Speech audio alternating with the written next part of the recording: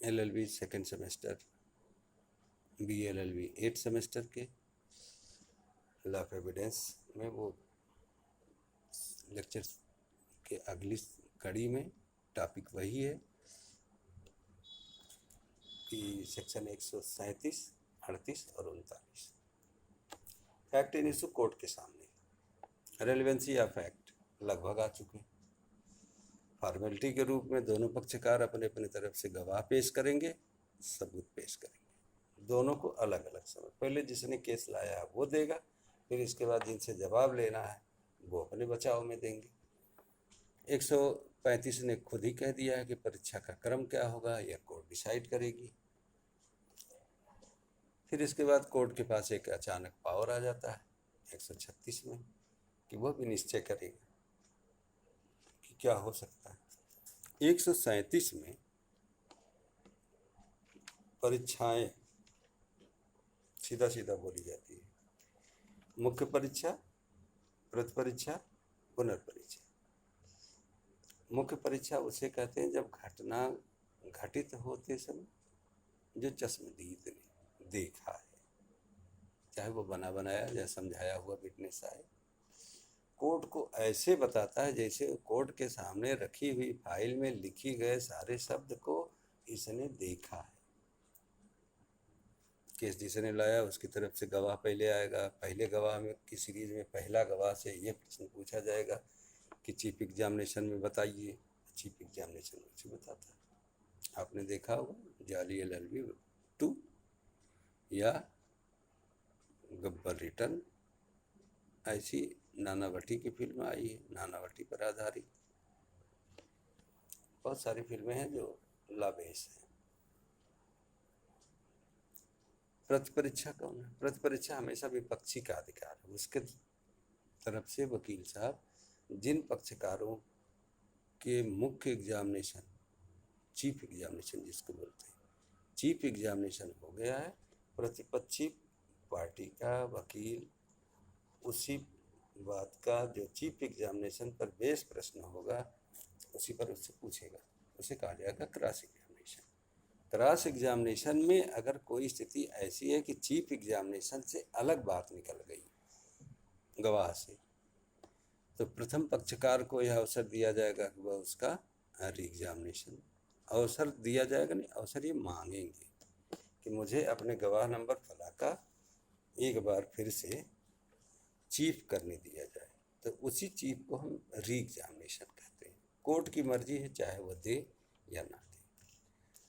अगर कोर्ट दे देती है तब भी नहीं उनके शब्द सुधरते हैं, वह गवाह खतरनाक है। वह गवाह आपके सीरीज का अब नहीं रह गया, अभियोजन का नहीं रह गया। वह गवाह दूसरे पक्षकार की तरफ जोड़ा जाएगा।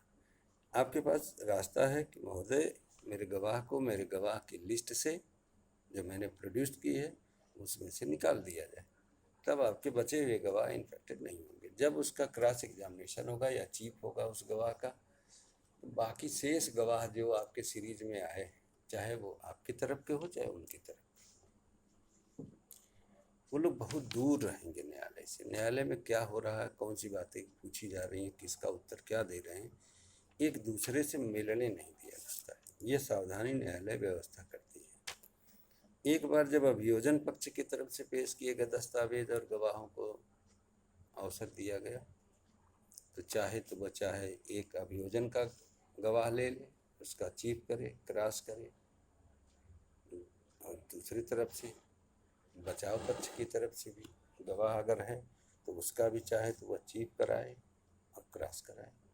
जब उसका चीफ होगा तो उनकी तरफ से बोलेंगे और क्रॉस अभियोजन का वकील करेंगे, या चाहे तो पूरे वकीलों को, पूरे गवाहों का अभियोजन के तरफ से चीफ करा लिया जाए और फिर पूरे को विपक्ष की तरफ से क्रॉस करा लिया जाए। जो जो गवाह उसमें हॉस्टाइल होने लायक है उनके बिंदुओं पर या तो ये अपने गवाह को उठा लें या उनका री एग्जामिनेशन करें।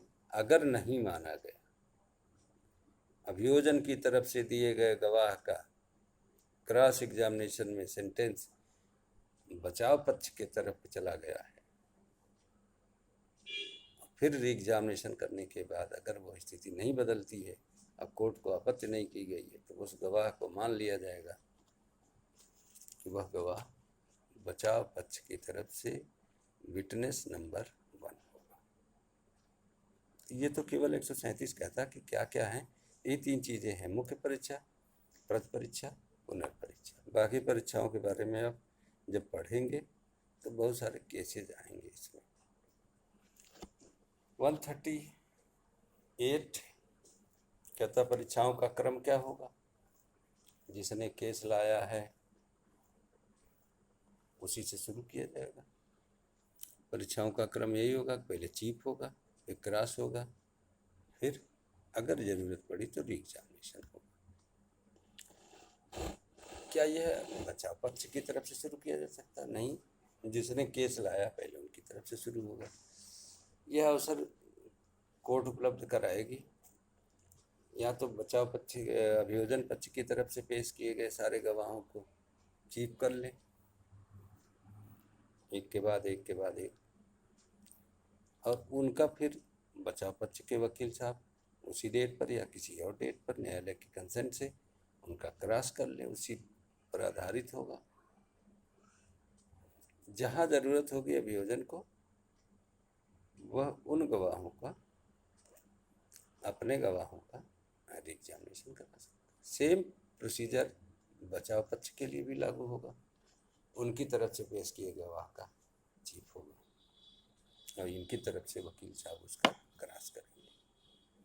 क्रॉस के बाद अगर स्थिति बदलती है तो वही री एग्जामिनेशन की स्थिति आएगी। एक होता है कि क्या कोई भी पक्षकार अपनी तरफ से पेश किए गए गवाह का क्रॉस एग्जामिनेशन कर सकता है। हाँ, कर सकता है। कब? जब वो क्रॉस एग्जामिनेशन में टूट जाए तब कर सकता है। वो गवाह उनकी तरफ चला गया और फिर उसका वो कर सकता है। ये मान लिया जाएगा कि जो पहला एग्जामिनेशन चीफ हुआ वही री एग्जामिनेशन। थोड़ा सा टेक्निकल, इसमें समय की सीमा है। कोशिश तो करते हैं बता दें, लेकिन आप पहली बार पढ़ रहे हैं इसलिए कोई चीज़ गलत आपके दिमाग पर एक बार चली जाएगी तो वो हटेगी नहीं। इसलिए कोशिश रहती है कि बहुत सॉफ्ट तरीके से इसको बताया जाए। मास्टर सब लोग बन जाते हैं, एविडेंस सब लोग पढ़ के पास हुए, लेकिन एविडेंस को दूसरे को पढ़ा देना ही एक कला है। कैसे पढ़ाया जाता, कैसे पढ़ा जाता है, ये हमारी हरदम कोशिश रहती है कि थोड़ा सा अच्छा हो, लड़का भी अच्छा कर ले, और हर लड़के के साथ हम जोड़ना चाहते हैं विषय के रूप में। 139 एक सेक्शन आता है। दोनों पक्षकारों द्वारा अगर किसी फैक्ट इन इशू के बारे में कोर्ट में अपने दस्तावेज, गवाह, मेडिकल रिपोर्ट, पुलिस रिपोर्ट, सारी रिपोर्ट आ गई। अब प्रोसीजर है सबूत और साबित का। तो 139 कहती है कि अगर किसी व्यक्ति के पास ऐसे एविडेंस हैं, दोनों पक्षकारों के पास ऐसे एविडेंस नहीं है, उस व्यक्ति को अगर कोर्ट ने सम्मानित किया है, वह व्यक्ति चल करके आया है, सबूत लेके आया है, तो वह सबूत कोर्ट को दे देगा। या किसी अन्य कोर्ट में ऐसा कोई संबंधित मामला चला हो, उसका रिकॉर्ड उस कोर्ट के पास था, इन पक्षकारों ने अपने में उन बातों का उल्लेख किया, तो न्यायालय ने उस कोर्ट से वो डॉक्यूमेंट मंगाया है। वो डॉक्यूमेंट लाने वाला व्यक्ति सम्मानित व्यक्ति होगा। क्या सम्मानित व्यक्ति की भी प्रतिपरीक्षा की जाएगी? कोर्ट कहता है नहीं की जाएगी। और सम्मानित व्यक्ति से यह नहीं पूछा जाएगा कि आप कितनी देर में आए, कौन से डॉक्यूमेंट लाए, कहाँ सील लिफाफा बंद है कि खुला है, क्या लिखा है। वो उससे इतनी लिबर्टी है कि सम्मानित व्यक्ति की प्रतिपरीक्षा नहीं की जाएगी, चाहे डॉक्यूमेंट कोर्ट को एक्सेप्ट करने में, चाहे जिन भी स्थितियों में चला हो, लिया गया हो, वही माना जाएगा। सम्मानित व्यक्ति की प्रतिपरीक्षा नहीं की जाएगी। आज यही 140 कल बताऊंगा। Thank you.